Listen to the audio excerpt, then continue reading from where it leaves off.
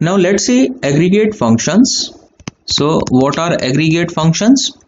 Functions which takes a collection of values as input and return a single value. Okay, so what are the aggregate function available in SQL?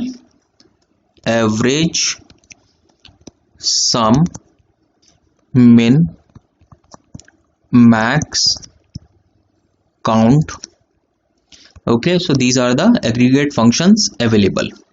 And now out of all these aggregate functions, sum and min can be used only with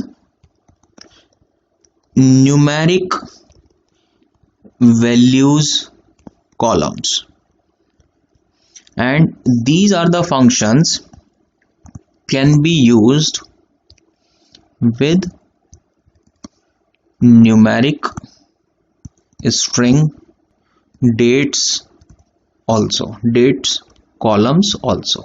Okay, so ये करते क्या है, let's से हमारे पास में एक data है, उसको चेक करते हैं.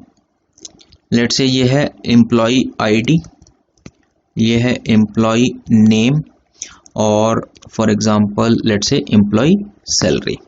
तो E1, E2, E3, E4 ये हमारे पास डेटा है.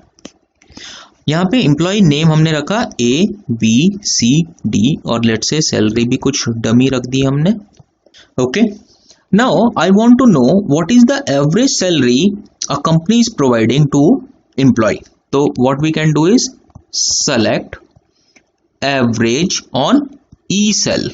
ओके, फ्रॉम एम्प्लॉय, ये एम्प्लॉय टेबल है लेट्स से, तो फ्रॉम एम्प्लॉय. तो क्या होगा, ये सारी वैल्यूज का सम करेगा और divide by total number of values करेगा. तो 1000 plus 1050 plus 950 plus 1100 and divided by 4. Okay, and what it will give? So this is 2000 and 1000 is 3000 and 4100 divided by 4, which is equivalent to 1025. Okay, now I want to find what is the maximum salary offered to any employee. So we can use select maximum of E salary from employee. तो max of salary क्या होगा हमारे पास 1100. ऐसे ही अगर हम मिन of E salary लिखेंगे तो वो क्या होगा हमारे पास, विच इज 950. ठीक है, तो ये मिन, मैक्स और एवरेज हमने पढ़ लिया. अगर हमें let's say sum of all the salaries निकालना है तो क्या होगा, sum of E cell is equal to sum of all these values, वो क्या होगा 4100.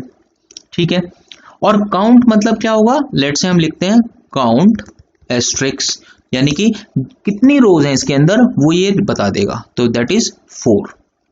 काउंट ऑफ ई सेल लिखेंगे तो भी वो क्या बोलेगा, काउंट ऑफ ई सेल, तो भी 4, क्योंकि हमारे पास 4 रोज में यहाँ पे वैल्यू है. Okay, so these are the aggregate functions. तो आप एवरेज को ऐसे भी मान सकते हो, देखो E cell is equivalent to sum of E cell divided by count of E cell. तो ये दोनों चीजें सेम है. ओके, जस्ट यहाँ पे हमने डायरेक्ट एवरेज यूज कर लिया और यहाँ पे हमने aggregate function along with arithmetic operator use किया है. ठीक है, अब एक प्रॉब्लम है. प्रॉब्लम ये है, लेट्स से मैं इस डेटा के अंदर ये वैल्यू यहाँ से डिलीट कर देता हूँ और यहाँ पे लिख देता हूँ नल, जिसकी सैलरी हमारे पास अवेलेबल नहीं है. तो now what we have to find out कि इसका एवरेज क्या होगा, यहाँ पे मिन क्या होगा, मैक्स क्या होगा. तो इन सारी चीजों के बारे में हम नेक्स्ट वीडियो में बात करेंगे कि how to deal with null values. Okay, thank you.